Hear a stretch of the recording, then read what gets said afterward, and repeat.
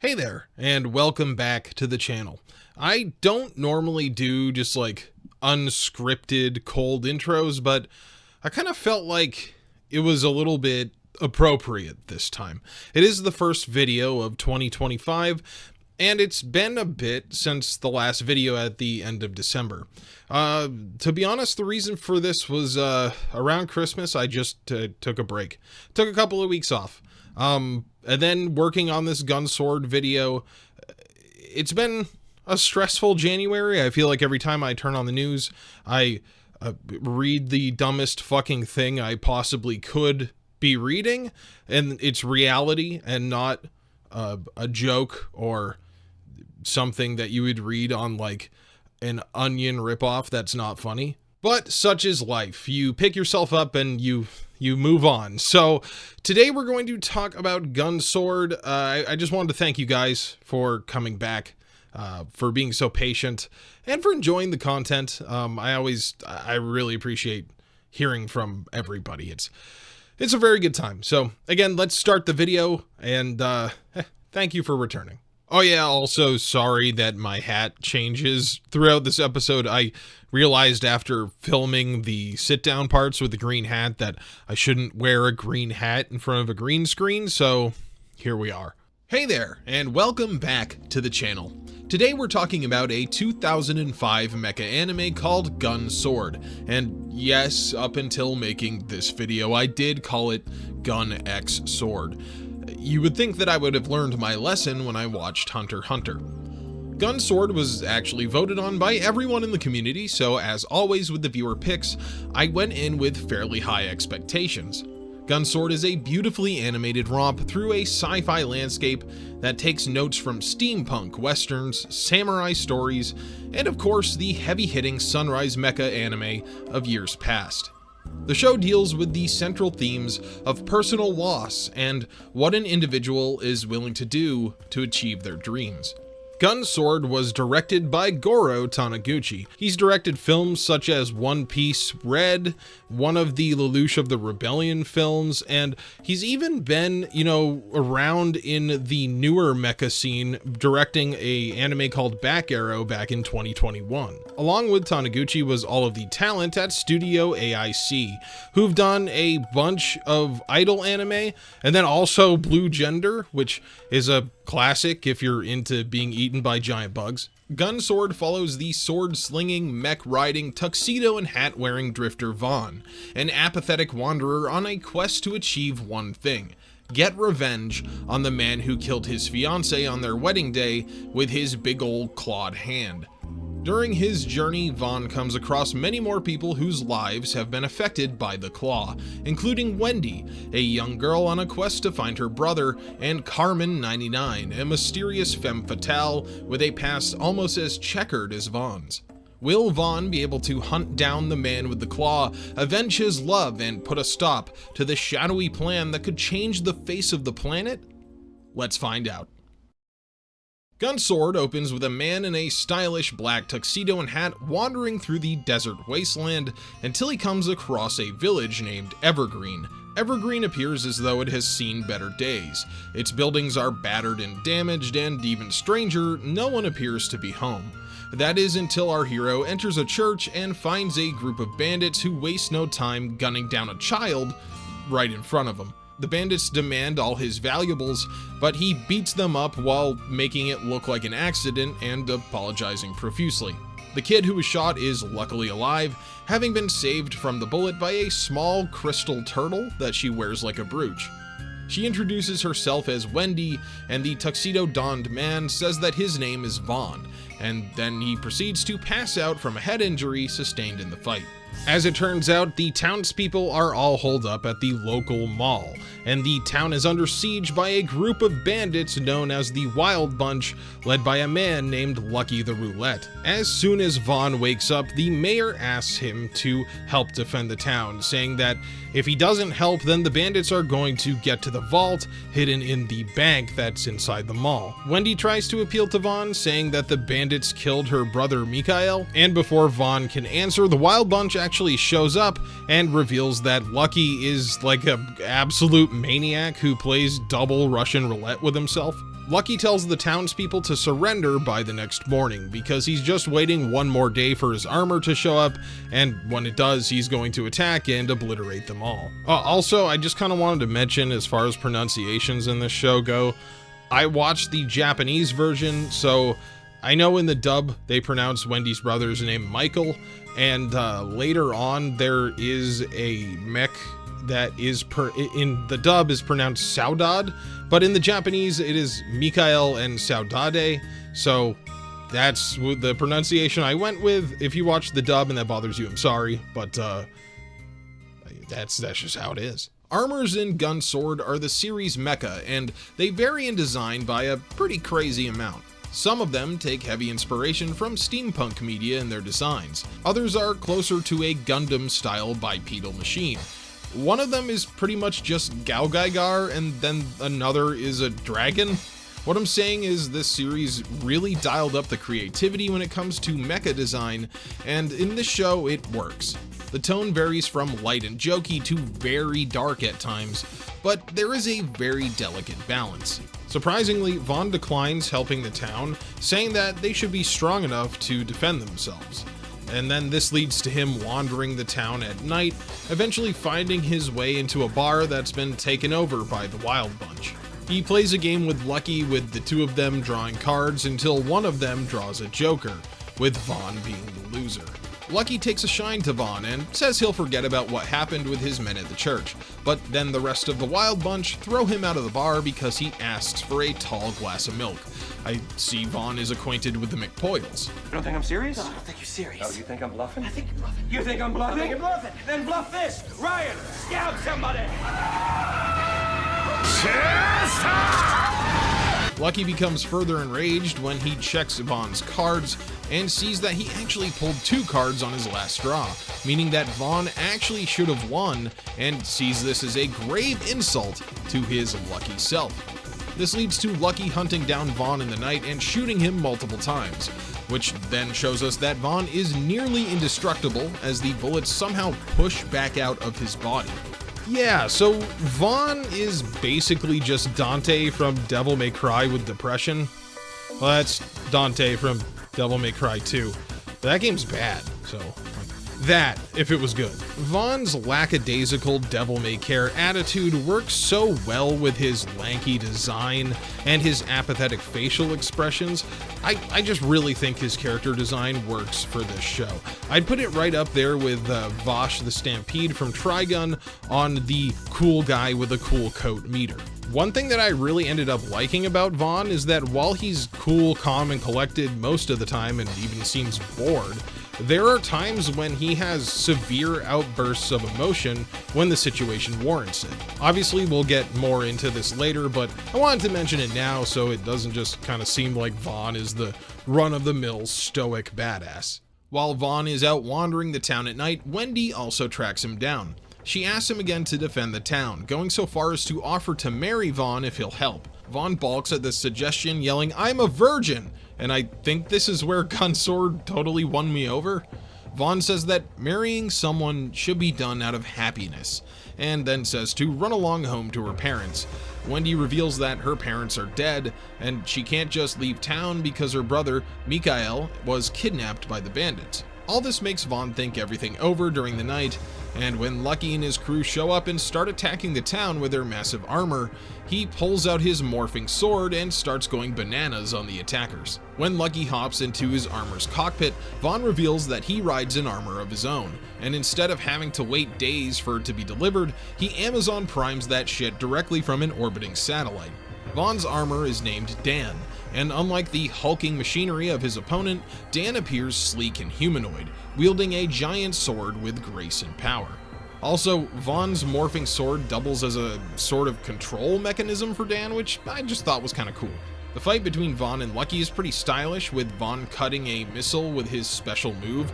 Side note, when Vaughn uses his big attacks, he likes to shout the phrase, "Chesto!" which is apparently an old battle cry used by samurai, and still persists through some martial arts to this day. See, I learned something today.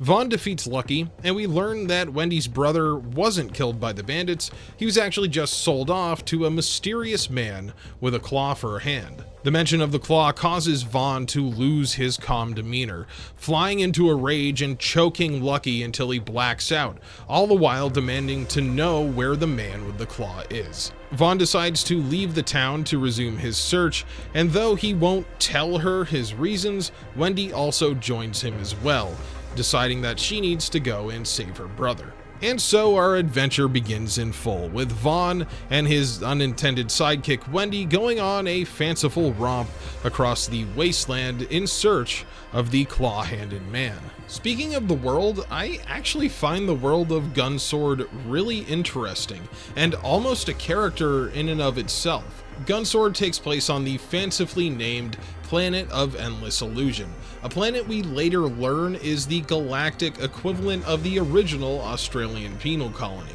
While we don't learn this until pretty far into the show, the fact that the planet itself is a prison, or at least started out that way, is a pretty neat detail. However, unlike other sci-fi that we've covered here on the channel, like Outlaw Star, there's not a galaxy-spanning adventure here. The story takes place entirely on the planet, and the forces that set up the original penal colony are very rarely mentioned, and not even given a name that I can remember. It's actually similar to Trigun in this way. We know that there's some sort of vast sci-fi universe out there, but the characters are completely bound to this singular location. Hell, later on we even find out that multiple characters don't even know what space is as a concept. In the case of Gunsword, it would seem that there was some sort of near-apocalyptic event in the past that wiped out most of civilization, resulting in humanity forming a bunch of city-states across the globe that are independently run. There doesn't seem to be any sort of central government beyond the cities, and even then the level of technology seems to vary wildly.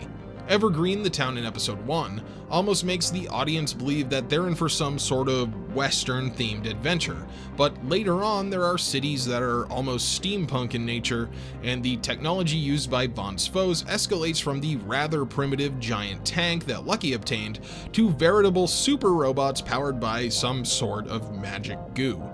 The world of Gunsword is vast, and even weirder than its protagonist, which is saying a lot. Gunsword's setting allows Vaughn and Wendy to travel across the world, meeting a bunch of weirdos and getting into mecha fights. And when I say a bunch of weirdos, I mean it. Episode 2 involves them getting into a fight with a freaky man with a weaponized mustache that wants to kidnap a bunch of women and then ride off into the sunset on his boat to create his own country. Side note, while I was browsing some Reddit threads about Gunsword, trying to get some general reactions to what people thought about the show, I saw someone refer to this episode as that episode where Vaughn and Wendy go to the incel bridge. And well, a Reddit comment made me laugh, and that's pretty rare, so you should feel pretty good about yourself. Oh no! I'm covered in cat hair. And also, great minds think alike, because I literally called Baron Mayer Chief Incel in my notes for saying that the only smart women were the ones that think exactly like he does. While some of these standalone episodes do feel like filler, there's usually something that carries on through the series. Using episode 2 as an example, it is the first time that we're introduced to Vaughn's bounty hunting acquaintance, Carmen 99, the bosomful. Is that a word? Bosomful? It is now. Femme fatale who starts out as a kind of antagonist / rival to Vaughn's adventure, but over time becomes a stalwart ally against the Claw for her own reasons. Also, her real name is Carol, but the only person who calls her that is Wendy, and she refers to go by her bounty hunting alias. Beyond just introducing Carmen, episode 2 also starts to show us the beginning of Wendy's character arc. Wendy's age is never explicitly stated, but she's somewhere between 12 and 15, and she hates being viewed as a child by the adult characters, as most teens of that age do in real life.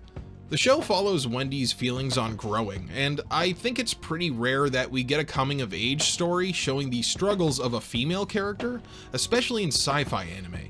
For what it's worth, Gunsword does a pretty good job with this aspect of the story as well, in my opinion.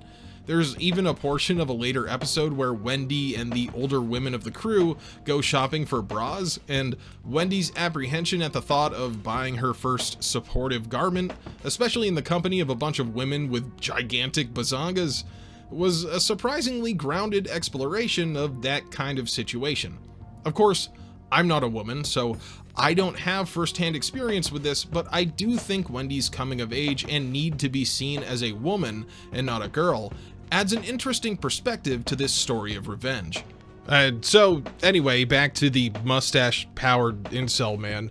He has a big armor and Vaughn beats it up. Overall, a pretty weird episode, but at least it sets up some plot threads for later. There is one pretty funny scene where a guy gives Wendy a ticket onto the ship, and then when Baron Mayer finds out that a guy gave a ticket to a child, he picks him up and throws him into a big boiling pot of lava, which is pretty funny. Sometimes Gunsword will set up an episode that really seems like it might be total filler, only for it to be incredibly relevant later on.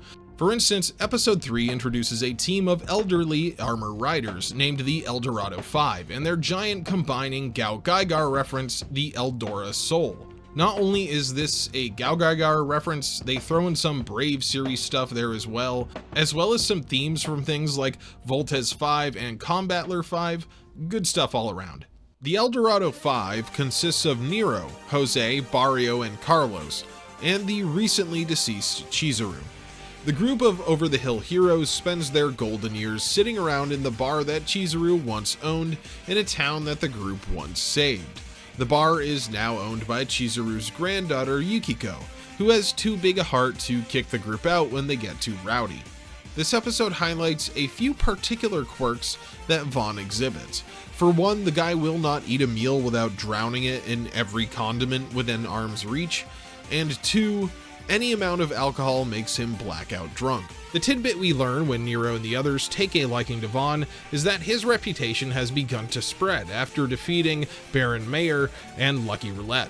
A good thing they befriend him too, because it takes Vaughn to help them fend off a crazed scientist named Bucci who attacks the town in another big armor. Vaughn is able to use Dan to take the final piece of the combining mecha and literally throw it at the others, which combines all the pieces together and forms the Eldora Soul. Now, we do find out that Bucci was somehow influenced by the Claw way later on in a different episode, so at first this episode does feel like complete filler, but the Eldora 5 will actually come back into the story later in a really big way. We learn something new about Vaughn right after this adventure when we pick back up with him and Wendy defeating a small armor in the forest. Vaughn looks fatigued and passes out, floating down a river and almost going over the falls. Wendy has to care for the passed out wanderer while he recovers in a cave, and we see that he has a strange mark on his chest and stomach. Wendy goes to find a doctor at a nearby town, and while she's gone, Vaughn realizes the reason that he's feeling sick is because he hasn't ridden his armor in a while. Vaughn and Dan are connected, with Vaughn deteriorating if he's unable to pilot the armor. This is a first peek into Vaughn's past. When Wendy shows a doctor named Dennehy the mark on Vaughn's chest, he knows it from somewhere, only to remember later that he saw the same mark on the man with the claw. Vaughn and the Claw are connected in a deeper way than we initially thought. Next, we get introduced to another new character named Ray Lundgren, an apparent assassin and man of few words who wields katanas that are actually guns and has the attitude of Shadow the Hedgehog. Ray is introduced in a town that is weirdly high-tech and is inhabited by two warring factions of twins that are fighting over two halves of a pendant left behind by the former leader of the town that will open a big door and reveal the faction's leader's inheritance. Yeah, it's kind of a weird episode. Vaughn gets pulled into the fray when Carmen recommends him as a bodyguard for one side. Ray works for the other side and they waste no time trying to kill each other, and this is the first time where we see Vaughn meet his equal in battle, and also in personality. This is also the episode where Wendy finds out that Vaughn was engaged to a woman named Elena, and on their wedding day she was murdered by the Claw. Of course, the inheritance behind the door is a giant experimental armor meant to be piloted by two people at once. All the twins in the town are clones according to an automated message that plays when the door unlocks. All the clones were meant to be samples for some sort of project, but all of the doctors in charge died from an unknown pathogen. The twins go a little nuts and hop in the armor, which means Vaughn has to call down Dan to take them out. But not only does Dan arrive, Ray reveals that he also has an armor of his own called Vaughn. Vaughn tunnels through the earth in this drill vehicle and is decked out with a bunch of long-range weaponry. The combined efforts of Dan and Vaughn not only destroy the armor, but pretty much the whole town. As everything collapses around them, Carmen is able to take these two golden figures that she squirrels away for later. Wendy and Vaughn continue on the journey after leaving that smoking crater, eventually having to charter a boat to chase the Claw across the ocean. The ship they charter happens to be run by bandits who strand them on a remote island when the engine overheats. Luckily, the island is home to a wealthy philanthropist named Joe. Joe says that a mail-carrying ship will arrive in 10 days, and until then he can have his associates search the closest ports for signs of Claw and Mikhail. Well, all this seems really suspicious and too good to be true, so it's not long before it is revealed that Joe is an associate of the Claw and is trying to keep them on the island and ruin their plans. He attempts to keep them on the island by telling Vaughn that the path of vengeance is wrought with nothing but sorrow and he should try forgiveness. When Vaughn doesn't budge, he straight up lies to Wendy, telling her that him and Vaughn talked it over and both agreed that she should just go home. Vaughn begins to believe that Ray will probably just kill the Claw anyway, and maybe it would be best for Elena to just live on as a dream. And this isn't the last time that Vaughn will be in this predicament. However, when he thinks back to the day of his wedding, the day that his fiancée was murdered, the rage that he feels drowns out any sort of forgiveness. Joe finally attempts to keep them on the island through force, using an armor known as the Golden Cradle, but it has no chance to standing up to Vaughn and Dan. As Joe dies, he mentions that Dan is one of the original 7, another layer to the mystery of Vaughn's past and his connection to the giant mecha. After escaping the island, Vaughn and Wendy are introduced to another soon-to-be cast member, Joshua. Joshua immediately becomes infatuated with Wendy, offering to help Vaughn in a dangerous mission to retrieve his sword so they can battle a giant dragon hidden in the mists. Of course, this dragon is nothing more than an armor, but Joshua is also kind of an idiot, so he fails to distract it, and the group are reluctantly saved by the arrival of Ray and Vaughn. We learn that Joshua is Ray's younger brother, and Joshua explains that Ray hates the Claw because the Claw killed his fiancée, an armor engineer named Miss Shino. Vaughn and Ray eventually agree to work together, albeit very reluctantly, and destroy the dragon armor, only to find that the pilot inside is dead, and it was on autopilot the entire time. Luckily, they're able to extract a data board from the armor's computer and figure that it will contain important information pertinent to their search. Finally, Ray tells Joshua to stay in the village and live a normal life.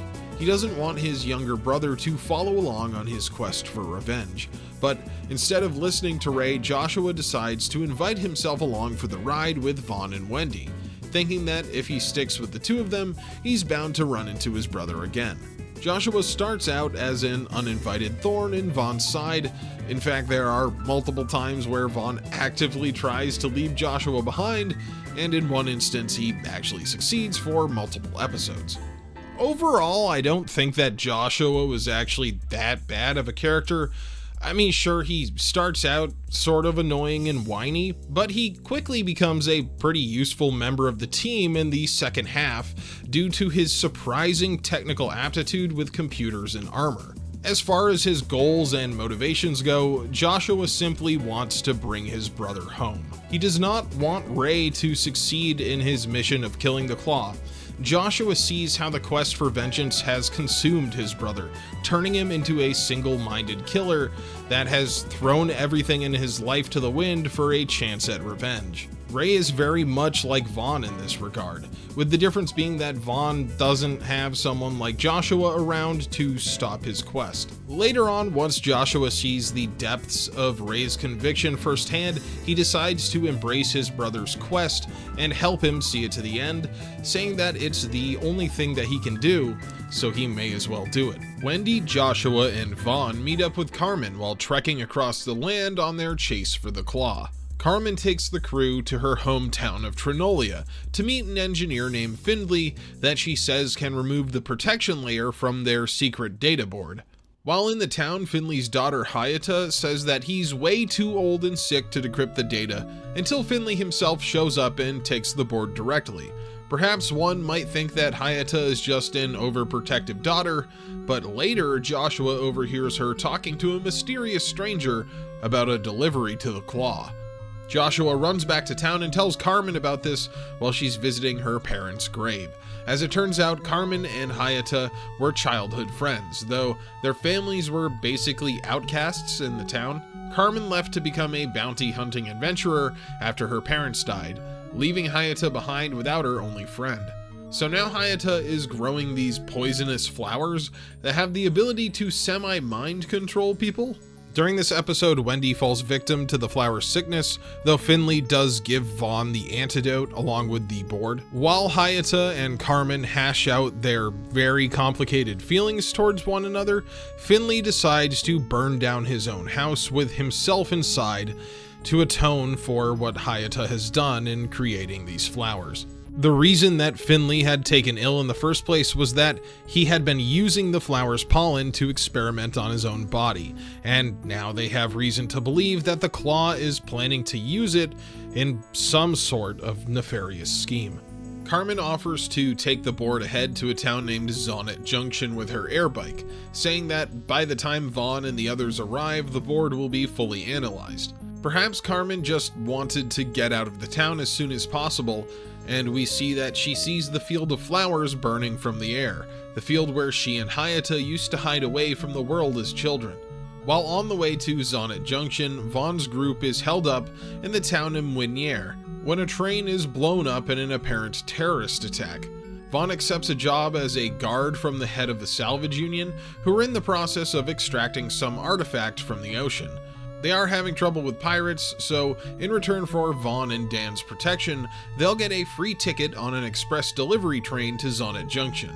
While the operation comes under attack by a bunch of bad guys led by Captain Kaiji, who use a submarine-like armor, Vaughn is able to defeat them and they board the train fairly easily. The funny thing is, Vaughn and the others don't know that they are accidentally helping the Claw, as the relic that they helped protect is actually an old armor that is being delivered directly to one of Claw's underlings, a man named Godved. As soon as they arrive in Zonnet, Wendy sees a man on the platform that could only be her brother. While Vaughn and Joshua run off to find Carmen, not realizing that they've left Wendy behind, she approaches him, only for him to become aggravated that she's followed him. Mikhail says that he sent a letter to Evergreen telling Wendy that he was fine, but he decided not to return home, and that he wished for her to stay there and live a happy life. Wendy is understandably confused. We thought Mikhail was a prisoner of the Claw, kept there under the threat of death or worse. But it turns out that Mikhail reveres the Claw as a great person who gave him a new meaning to life. Wendy tries to return the revolver to him, the weapon with the single bullet that she's carried since the start of the series, but he simply throws it in the garbage and tells her to return home. When a distraught Wendy returns to Vaughn and tells him what happened, he also freaks out and yells at her and tells her to go home, saying that her part of the journey is over. Yeah, that's one thing that's pretty unique about Gunsword.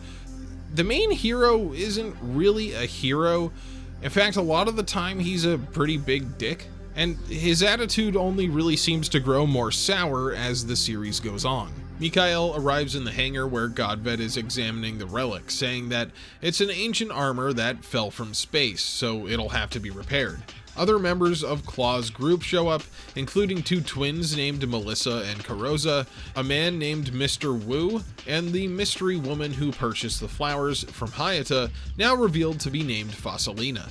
Mikhail tells them that Vaughn is in the city above, and Godved seems to personally know him, revealing that Vaughn should be a member of their group, the original 7, but he's basically a rogue element.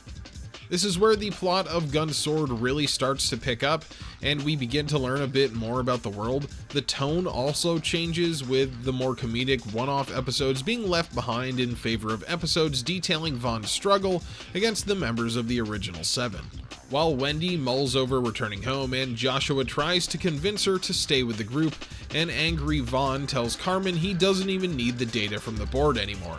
Vaughn is mad enough that he's willing to use Wendy's name as bait, thinking that Mikhail or one of Claw's minions will come to the rescue.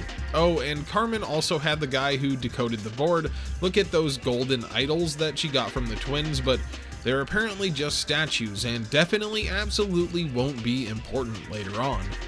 Luckily, Vaughn doesn't have to put his plan into action as he runs into Godved in town, who tells Vaughn to follow him. Finally, we get a good amount of information on Vaughn's backstory as we see a flashback to 3 years ago.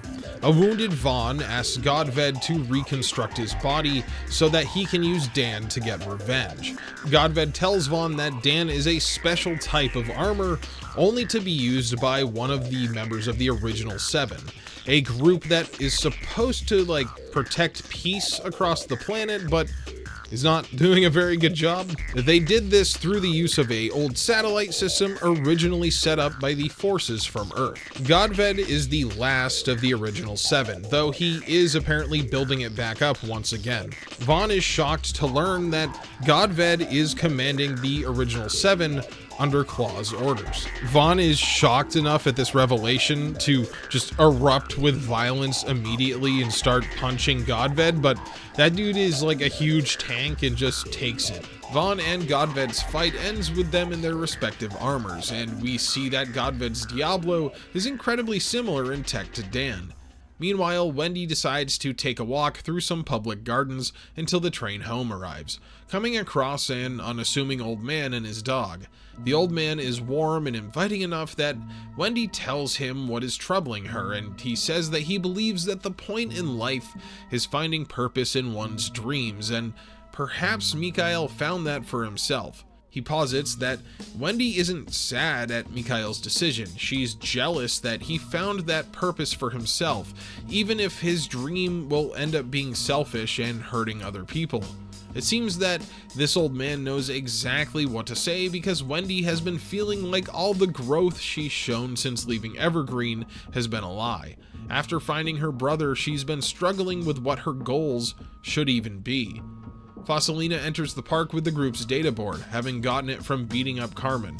Wendy recognizes it just as Joshua also arrives, and the two see him put on the golden claw. Claw asks Wendy to share his dream of a world where all people can live in harmony, but before she can answer, Ray smashes through the glass of the roof of the gardens, firing his guns down into the group. Claw has the devil's luck, as a flock of birds happens to fly in front of Ray's barrage of bullets. Claw also seems completely calm, thanking the birds for saving his life with their own. That's something that I really enjoy about Claw as an antagonist. Claw believes so wholeheartedly in his own dream that he thinks that he literally cannot die until it has been achieved. He sees himself as completely in the right, on a moral pedestal above anyone else's understanding. Claw can kill and destroy, and it will never bother him because he believes that he's fighting for a goal that is ultimately good. Perhaps the most infuriating thing about Claw as an antagonist is the fact that, for much of the story, he has good reason to believe that he's just untouchable. Even here, faced with a murderous Ray holding a gun to his head, he feels no fear of death. Ray pulls the trigger, but Joshua jumps in front of the bullet, shielding Claw simply because he does not want his brother to be a murderer. This distraction allows Claw to escape with the help of Mikhail and the newly awakened armor, Saudade of Sunday. Claw's plan for Mikhail is to exploit his pure heart as a member of the OG-7. Claw believes he is the only one suited to riding one of the strongest armors in the world. As Claw escapes, clutched in Saudade's hand, they fly past the battle between Vaughn and Godved. The fight between the two has been a long slugfest between two mecha of comparable power. However, the pilot's experience differed greatly. For the first time in the series, Vaughn seems pretty much completely outmatched by his opponent. Godved tells Vaughn that he was the one who brought the Claw to the original members of the original 7. He was the one who led Claw to Vaughn and Elena's wedding that day, and is ultimately responsible for Vaughn's journey. Vaughn feels like he's been played, and no matter how much righteous fury he's able to muster at the memory of his lost wife, he can't land a blow on Godved. That is, until Vaughn sees the Claw fly past him. At that point, it no longer seems like his journey has been a waste. The Claw is right there, and all Vaughn has to do is make it to him and kill him. Just seeing the villain is enough to ignite that fire of vengeance in Vaughn's heart once again. And Vaughn goes absolutely nuts too. It's a really great scene. I watched the subbed version here, and wow, man, the voice acting anytime Vaughn has one of these scenes where he goes crazy is totally phenomenal. I did watch a bit of the dub to compare, and I have nothing against it, but the subs are really good. This burst of energy allows Vaughn to get the upper hand on Godved, hitting him with an attack that slashes Diablo's throat, killing its rider. Vaughn heads out to Zonnet Junction to resume his journey, chasing after the Claw. He runs into Wendy, and the two nonchalantly regroup. Wendy has retrieved Mikhail's gun, saying that it now belongs to her, and she's now going to continue her journey to see if Mikhail's dream is right or wrong. If it is wrong, she's pledged to stop her brother at any cost. Next, we get one of those episodes that seems like it's just filler, but it introduces an important recurring character. Vaughn and Carmen watch an armor tournament and are impressed by a contestant named Priscilla and her armor swift brownie. This investor named Giovanni wants Vaughn to enter and win the tournament, because his company wants to mass produce armor. Vaughn and Priscilla meet, and Priscilla joins the list of women that fall in love with him. Too bad Vaughn is totally oblivious to anything romantic. Priscilla has that kind of stereotypical backstory where she lives with a bunch of other orphan kids, and her sister and her really need the money from the tournament. She's a very sympathetic character that we've seen 100 times. Vaughn enters the tournament and says he'll fight her fair and square, until the original fighter that was signed by Giovanni shows up and demands his old position. Vaughn doesn't really care, so he just leaves, and then Priscilla beats him with ease, so everyone is happy.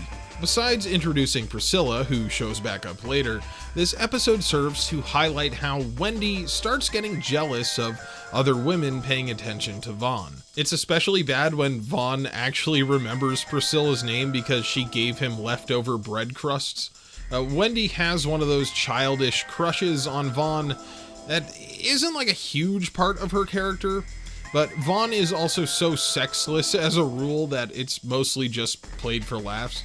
However, Wendy's need to be seen as an adult and to stop being treated as a child is not treated as a joke, especially not in this episode where the two travel alone via blimp, and Wendy tries her best to blend in with the high society people on board. She gets really embarrassed by Vaughn, who's basically eating off the floor and acting like a complete caveman. Wu tracks down Vaughn and confronts the airship in his armor, demanding that they hand him over. Vaughn wastes no time telling Wendy that he'll meet her at the destination, jumping from the ship and calling Dan. While Vaughn fights his enemy with all his might, it is once again not good enough. Wu tells Vaughn that he's been consumed by momentary passions, and that the original 7 are too strong for him to overcome. Wendy decides to jump off the blimp to chase after Vaughn, but when she crests the hill, the sight that she sees is a defeated Dan. Wu takes pity on Vaughn, saying that he was impressed that Vaughn could even scratch him, and then he tells him that he has 3 days to leave town and never come after the Claw again. Wendy takes Vaughn to an abandoned house in the nearby village to nurse his wounds, and Wu returns to a nearby castle, which apparently was his family's at some point. This dude has huge mommy issues. This guy apparently killed his own mother because he was jealous that she was in love with his father. If there's a more unstable henchman for the Claw to have, I'd like to see it. As the 3 days go by, Vaughn becomes increasingly more paranoid. He fidgets with the cross-shaped puzzle that he's been carrying since the beginning of the journey, and the automated clock tower in the town begins to make him panic with its tolling. Vaughn struggles with the thought that he doesn't have enough strength to avenge Elena, and one night in the midst of a crazed anxiety attack, he wakes Wendy up and tells her that they have to leave and get to the rendezvous point to meet with Carmen. To Wendy, it's obvious that Vaughn is just running from his problems, so she tells him to go alone. Vaughn admits to Wendy that he grew up alone, with his only thought being where to get his next meal. He met Elena and originally was only supposed to work with her as a test pilot, but they grew close and became engaged. On the roof of one of the buildings, Vaughn absent-mindedly fiddles with the puzzle. He laments that he wasn't strong enough to protect Elena, saying that he's done with vengeance, that Elena can simply live on as a memory. This is incredibly close to how Claw sees things, but as Vaughn thinks about how Elena promised to help him change and grow as a person, he unlocks the puzzle and the clouds part.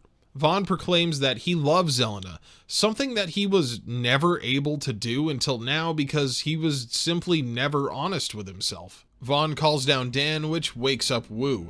This time the fight goes differently. Vaughn says that he can no longer be defeated by someone who gains power from abandoning others. Much like unlocking the puzzle, Vaughn realizes that he must control Dan without thinking, and this new level of control allows him to destroy Wu and move forward in his quest. Vaughn and Wendy finally make it to the rendezvous point, and not only do they find Carmen there, but also Joshua, who is fully recovered from that pesky bullet wound. Also, the El Dorado 5 are there with Yukiko and Priscilla, adding not only the Eldora Soul and Swift Brownie to our heroes' resources, but also the ship-like hover base as well. As for where the hover base comes from, Priscilla just sort of had it, I guess. Anyway, it serves to bring our main group together for the rest of the series in a way I honestly didn't see coming. But I love shows where our main faction is all aboard one ship trying to achieve their goal. It's my favorite thing about Gundam X after all. It's a nice change of pace for the finale of the story, and it goes to illustrate to Vaughn that his actions have won him friends that have increased his strength, no matter how much he might pretend to not notice. Unfortunately, the first adventure the full crew goes on is probably my least favorite episode in the entire series.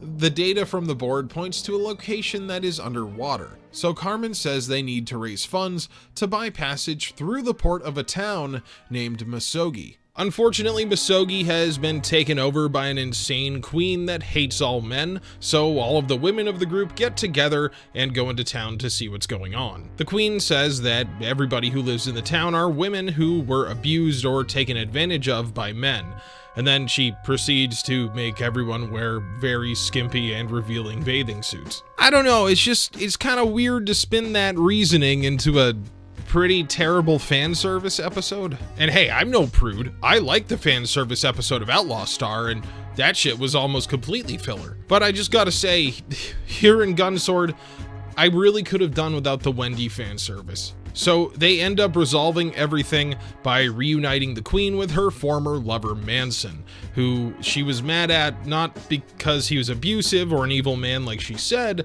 but because he refused to wear her terribly designed, embarrassing underwear that the show goes to blur out. So yeah, all that for a really terrible dick joke. Now we finally get a peek behind the curtain at the Claw's operation and some of the details of his plan.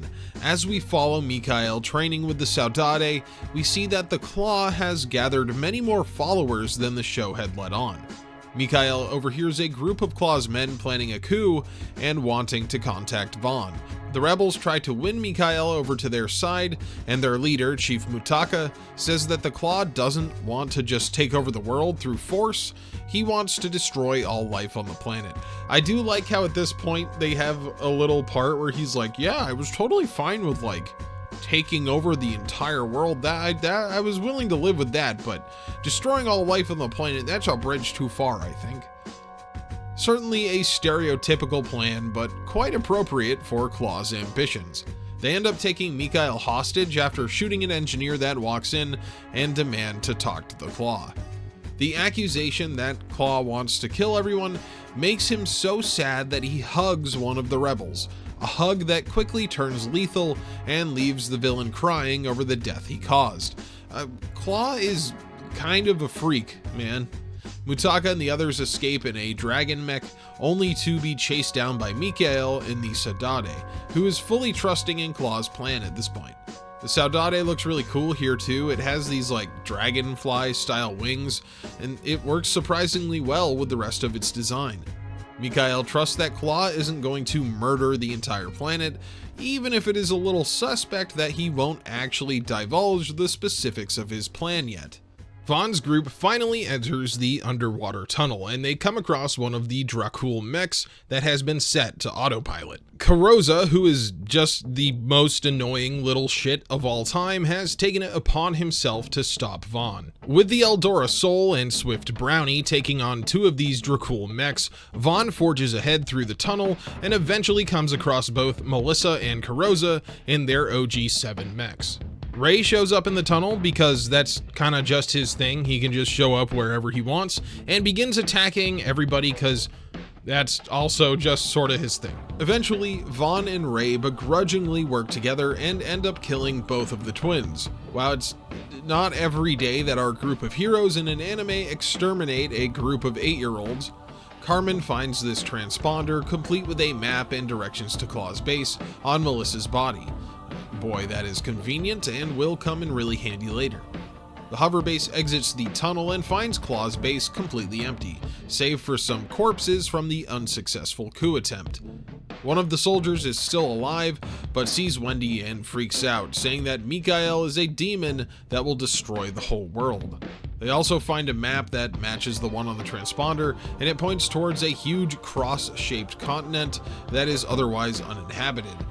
Vaughn says that they should go there right now, but Carmen points out that it's incredibly far away, over 3,000 kilometers, and the enemy would just see Dan coming and shoot him out of the sky.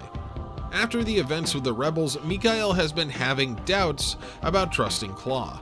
Fossilina decides to get rid of these doubts by seducing him and banging him in the cockpit of his armor. I guess that's one way to win someone over to your side. The two then travel to the location of the hover base for a final attempt to make Vaughn see reason. Mikhail tells Wendy that Claw wanting to destroy the planet is just a misunderstanding. In fact, the Claw wants to sacrifice his own life to create a lasting peace. And we also know that he has contracted some sort of fatal illness. In less than a month, the Saudade will be used as an integral piece to the plan to initiate something called the birthday system. This system will somehow electronically scan Claw and then imprint every living being on the planet with his own ideals. Wow, Claw really is the ultimate narcissist. They try to make Vaughn feel bad for killing Melissa and Karoza, but it really just pisses him off, and he's like, you know what? Fuck those kids. Realizing that they're not going to be able to win over Vaughn and Wendy with just talk, Fossilina decides to call down her armor, Dahlia. Vaughn has a really hard time countering Fossilina's fighting style at first, and also the fact that the Dahlia can shoot out a bunch of goo that gets all over Dan and then hardens. I get it, Fossilina, you like sex. Mikhail returns to Claw's base and tells Claw that Fossilina has engaged Vaughn, and wow, being able to fly in this show with one of your mechs is just incredibly overpowered. Claw's plan is progressing quite well, but I will say that they really don't let the audience in on the specifics of it until things are already in progress, and when it comes down to the actual mechanisms behind the plan of instilling Claw's ideals into the population, this show does not even bother with a technobabble explanation. Gunsword isn't really interested in the specifics of how the technology works, we just have to trust that it does. Vaughn rebukes Fossilina's attempt to win him over to Claw's side by exclaiming that he's a virgin, and then as he's about to land a killing blow, the Eldora soul shows up and accidentally knocks her out of the way. Fossilina senses Volcane is also approaching from underground, so she runs off. Ray says that he's planning to blow the Saudade out of the sky with his long-range beam rifle, but the Dahlia reappears in the nick of time to throw off Volcane's shot and cause him to miss. Perhaps the worst thing about this is that Mikhail sees something in his flight path, which is Dan's space station, so he blows it up and continues towards his destination, the moon. Losing the link to the satellite makes Dan power down, and now we have a ticking clock because Vaughn will need to find a way to ride him again before he dies from overheating. This is where Joshua finally becomes useful, as he is computer savvy enough to use the hoverbase's systems to scan space and figure out that Dan's satellite has been destroyed.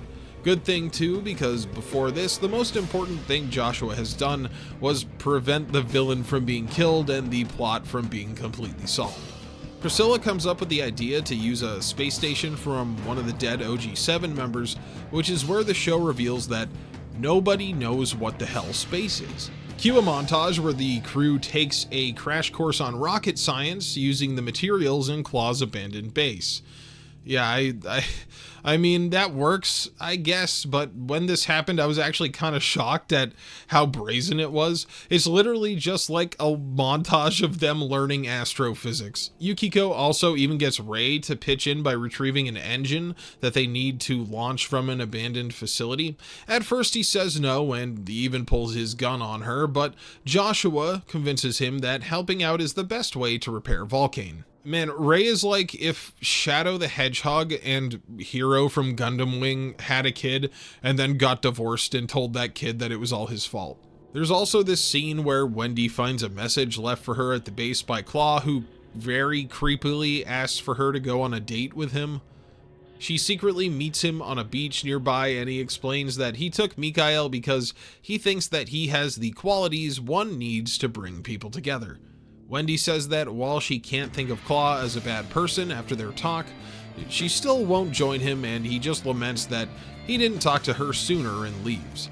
Of course, when Wendy tells the group about this, Vaughn obviously gets really upset, but he's basically constantly having a heart attack until Dan can repair himself, so he can't really do anything about it. Finally, we get the reveal that Ray is going blind. At the very least, this development causes Ray to actually have a character arc, and he begins to rely on Joshua more and more for support. One successful rocket launch later, and Vaughn makes it to the Diablo's space station, and it luckily accepts Dan with no issues. This is where the show truly reveals the scope of its sci-fi world. As Mikhail approaches the moon, we see that the dark side is actually a giant machine. Claw explains that this machine is actually the remains of the last ship from Earth that escaped and hid inside the moon. There are still dead bodies floating around inside, and Claw explains that he originally came from this ship as well, and these were his comrades that turned on each other. This event caused him to swear to create a world without conflict. Saudade journeys through the strange liquid produced by the machine and links with it, and now the next step of the plan is for Mikhail to escort the moon closer to the planet, and we see that the moon is actually called the Prison Planet Destroyer, so that's ominous. With Vaughn up in space, the crew of the hover base head towards the center of the cross-shaped continent, which is supposed to take about a week. What I like about this ending segment a lot is that the moon starts to get closer and closer to Earth, and all hell starts to gradually break loose. As our team takes time to travel, we see massive chaos because of the rising tides, but that doesn't stop Fossilina from showing up and trying to kill them with a bunch of drones. At least it gives the supporting cast something to do while Vaughn is up in space. Speaking of Vaughn, he shows up inside Godved's satellite to attack Mikhail, but the two are pulled into the atmosphere before he can do any real damage. While Mikhail deploys a landing shield for re-entry, Vaughn is pulled into one of the huge tendrils of fluid that are now cascading down onto the planet, and Mikhail assumes that he's dead. The moon juice is crashing down onto the planet and causing destruction, and Claw gets into a big armor with a face on it called the Birthday System. This armor is said to be far more advanced than the ones piloted by the OG-7, but it is unarmed. The Birthday System links with the prison planet destroyer and starts transforming the planet. After a hard-fought battle against Fossilina and her drones, the hover base and Volcane show up, but with Mikhail and the Saudade swooping down to stop them. Though Volcane has been heavily damaged and is no match for the OG-7's strongest armor, it doesn't have to be because everyone abandons the hover base and Ray detonates the Volcane with the Saudade right on top of it. Just as the Claw is about to board his armor and finally achieve his goal, Ray shows up. However, his eyesight has deteriorated so poorly at this point that the Claw is able to deflect all of his bullets with his claw. However, one of the bullets ricochets up into the Birthday System's mechanism and damages it, much to Claw's horror. Security officers rush out and gun down Ray, and he falls down the stairs to his death. But he sees the look on the Claw's face, and he dies smiling. Ray wakes up to find himself at home with Shino, tells her that he had a very bad dream while they embrace, in a scene that brought a tear to my eye. Joshua is taken prisoner by Claw's men, and Ray has bought them an estimated 47 minutes of time by breaking the machine. With Vaughn still out of the picture, the rest of the crew actually get to do something, as Yukiko and Carmen sneak into Claw's base to find the power source and plant bombs on it. Carmen also finds a room full of hiatus flowers, apparently primed to be used in Claw's plan due to their mind-controlling abilities. Fossilina reveals that she's still alive, though wounded, and makes it back to confront Carmen in the flower room. Finally, Joshua escapes his prison cell and saves Yukiko, and then the two of them head to the main power room, and Joshua's tech skills come in handy once again as he hacks into the computer and rigs the power plant to overload. It's pretty crazy seeing Yukiko wielding an assault rifle in mom jeans and shooting guards, but I appreciate that they gave everyone something to do for the finale. Even Swift Brownie and Eldora Soul catch back up and help by fighting off a bunch of those drone armors while trying to make it to the Birthday System. Just as the Claw's plan is about to come to fruition, Dan falls from the sky and resumes his battle with Mikhail and the Saudade. The Saudade is a total beast for taking Ray's explosion and surviving, but it really can't stand up to a pissed off Vaughn. Vaughn transforms Dan into his sword mode and slams into Saudade a whole bunch, eventually slamming the other mech directly into the ground. As Vaughn approaches the Birthday System, he is stopped in his tracks by the Claw, who offers to bring Elena back to life. Claw says that he can use the prison planet destroyer to compress time and rewrite history. No, the science behind that claim is never addressed or proven. This ultimately just pisses off Vaughn even more, telling the Claw that he can't take Elena's death away from him. While the Birthday System can't move, it does control the moon fluid, which it uses to smack Dan around a whole bunch. Just when all seems lost, Vaughn hears the cries of Priscilla and the Eldora 5, and wonders if Wendy remembers that he told her to marry for happiness. This thought makes him remember Elena, which wakes up his ultimate ability called Overflow, in which he can also control the Mother Planet goo. He uses it to create a giant sword and deliver the ultimate Chesto, severely damaging the Birthday System. Also, the power grid finally blows up as the countdown was just about to end. With a little help from his friends, Vaughn is tossed up to where the Birthday System core is, and he slashes the top off so he can face the Claw man to man. Wendy is able to hunt down Mikhail inside the base, and while he was planning on taking another armor to fight with Vaughn, he is faced by his own sister and her gun. Mikhail says that with Claw's plan complete, everyone will be happy, but Wendy says that you aren't supposed to be happy all the time. You gotta take the good with the bad. And in this case, the bad for Mikhail is the fact that Wendy shoots him in the arm when he tries to push past her.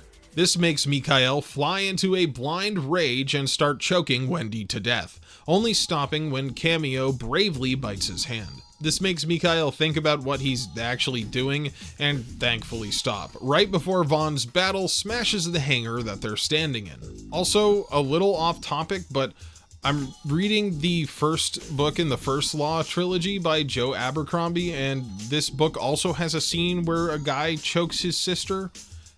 No other real parallels here. It's just kind of weird that it happened twice in one day. Also, the book's great. You should go read it. Go check out some dark fantasy from 20 years ago. When Mikhail and Wendy come to, the prison planet destroyer has begun drifting away. Mikhail realizes that the plan is lost, but he gives the revolver back to Wendy and says they should go their separate ways. Wendy then escapes the base, but Mikhail does not. He stumbles upon the room with Fossilina and Carmen and collapses from a lack of blood. Fossilina says she doesn't want to live without Claw, and then a giant boulder falls on both of them. So I guess that is that. I didn't mean to laugh at that line, but I just thought like, well, rocks fall, everyone dies. Vaughn finally makes it inside the birthday system, and despite everything going wrong, Claw is almost in tears of joy. He says Vaughn has given him a chance to begin his work from the beginning, but Vaughn thankfully doesn't even give him the chance to finish a full sentence before cutting him clean in half. The terraforming Continental base begins to fall back down into the ocean, and with the hover base gone, our crew faces certain death. That is until Captain Kaiji shows up and saves them. Yeah, that guy with the submarine armor from the one filler episode, yeah, he shows up again. Vaughn wakes up while everyone is celebrating victory.